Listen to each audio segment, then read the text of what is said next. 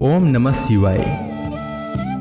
जिस प्रकार इस ब्रह्मांड का न कोई अंत है और न ही कोई शुरुआत, उसी प्रकार शिव अनादि हैं। संपूर्ण ब्रह्मांड शिव के अंदर समाया हुआ है।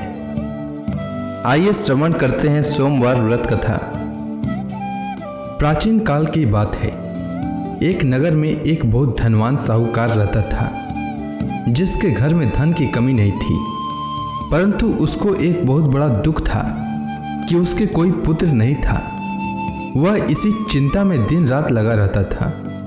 वह पुत्र की कामना के लिए प्रत्येक सोमवार को शिव जी का व्रत और पूजन किया करता था तथा सायंकाल को शिव मंदिर में जाकर शिव जी के सामने दीपक जलाया करता था। उसके इस भक्ति भाव को देखकर एक समय पार्वती जी ने शिव जी महाराज से कहा कि महाराज, यह साहूकार आपका अनन्य भक्त है और सदैव आपका व्रत और पूजन बड़ी श्रद्धा से करता है। इसकी मनोकामना पूर्ण करनी चाहिए। शिव जी ने कहा, हे पार्वती, यह संसार कर्म क्षेत्र है। जैसे किसान खेत में जैसा बीज बोता है वैसा ही फल काटता है, उसी तरह इस संसार में जैसा कर्म करते हैं वैसा ही फल भोगते हैं। पार्वती जी ने अत्यंत आग्रह से कहा, महाराज, जब यह आपका अनन्य भक्त है और इसको अगर किसी प्रकार का दुख है तो उसको अवश्य दूर करना चाहिए, क्योंकि आप सदैव अपने भक्तों पर दयालु होते हैं और उनके दुखों को दूर करते हैं। यदि आप ऐसा नहीं करेंगे तो मनुष्य आपकी सेवा तथा व्रत क्यों करेंगे। पार्वती जी का ऐसा आग्रह देख शिव जी महाराज कहने लगे, हे पार्वती, इसके कोई पुत्र नहीं है। इसी चिंता में यह अति दुखी रहता है। इसके भाग्य में पुत्र न होने पर भी इसको मैं पुत्र प्राप्ति का वर देता हूँ, परंतु यह पुत्र केवल 12 वर्ष तक जीवित रहेगा। इसके पश्चात वह मृत्यु को प्राप्त हो जाएगा। इससे अधिक मैं और इसके लिए कुछ नहीं कर सकता। यह सब बातें साहूकार सुन रहा था। इससे उसको न तो कुछ प्रसन्नता हुई और न ही कुछ दुख हुआ।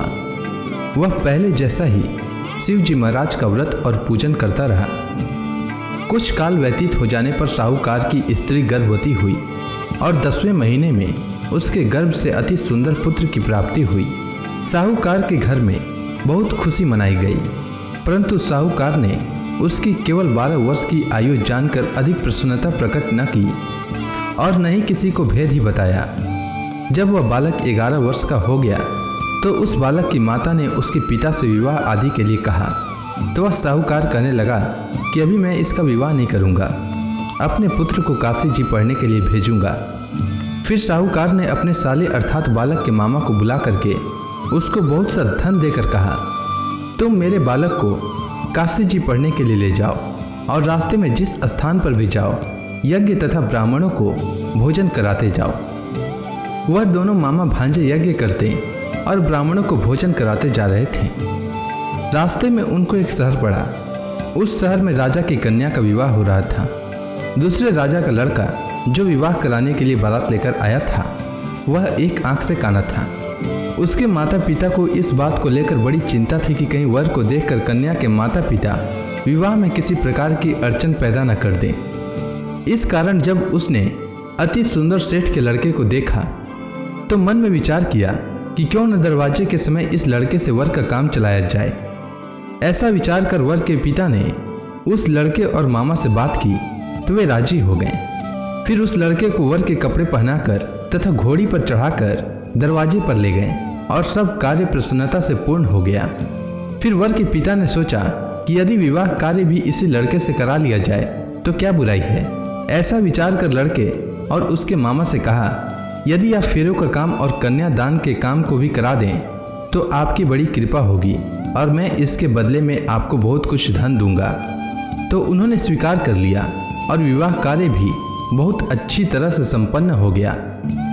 परंतु जिस समय लड़का जाने लगा तो उसने राजकुमारी की चुंदड़ी के पल्ले पर लिख दिया कि तेरा विवाह तो मेरे साथ हुआ है, परंतु जिस राजकुमार के साथ तुमको भेजेंगे वह एक आंख से काना है और मैं काशी जी पढ़ने जा रहा हूँ। लड़के के जाने के पश्चात उस राजकुमारी ने जब अपनी चुंदड़ी पर ऐसा लिखा हुआ पाया तो उसने राजकुमार के साथ जाने से मना कर दिया और कहा कि वह मेरा पति नहीं है, मेरा विवाह इसके साथ नहीं हुआ है, वह तो काशी जी पढ़ने के लिए गया है।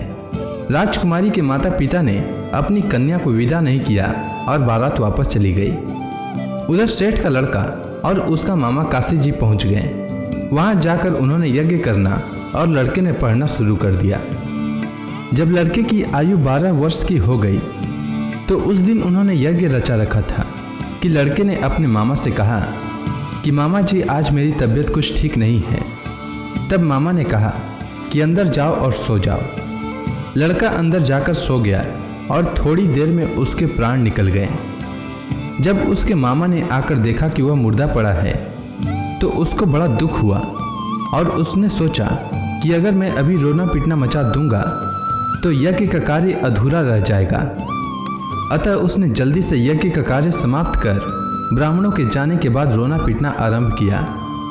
संयोगवश उसी समय शिव पार्वती जी उधर से जा रहे थे।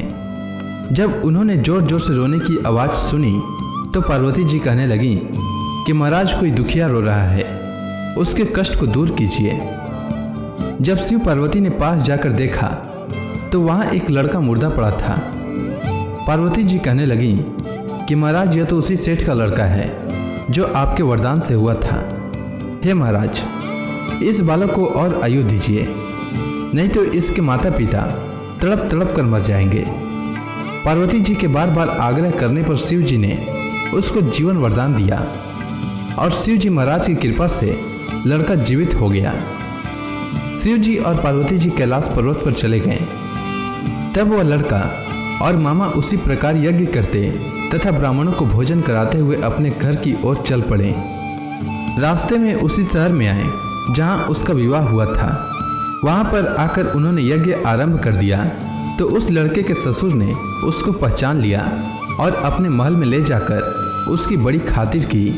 साथ ही बहुत से दास दासियों सहित आदरपूर्वक लड़की और जमाई को विदा किया। जब वह अपने शहर के निकट आए तो मामा ने कहा कि मैं पहले तुम्हारे घर जाकर खबर कर देता हूँ। जब उस लड़के का मामा घर पहुँचा तो लड़के के माता पिता घर की छत पर बैठे थे और यह प्रण कर रखा था कि यदि हमारा पुत्र सकुशल लौट आया तो हम राजी खुशी नीचे आ जाएंगे, नहीं तो छत से गिरकर अपने प्राण खो देंगे। इतने में उस लड़के के मामा ने आकर यह समाचार दिया कि आपका पुत्र आ गया है, तो उनको विश्वास नहीं हुआ। तब उसके मामा ने शपथ पूर्वक कहा कि आपका पुत्र अपनी स्त्री के साथ बहुत सारा धन लेकर आया है। तो सेठ ने आनंद के साथ उसका स्वागत किया और बड़ी प्रसन्नता के साथ रहने लगे। इसी प्रकार से जो कोई भी सोमवार के व्रत को धारण करता है अथवा इस कथा को पढ़ता या सुनता है उसकी समस्त मनोकामनाएं पूर्ण होती है। उम्मीद है आपको सोमवार व्रत की कथा अच्छी लगी होगी। अगर आपको यह वीडियो अच्छी लगी हो तो कमेंट सेक्शन में ओम नमः शिवाय लिखना न भूलें। धन्यवाद।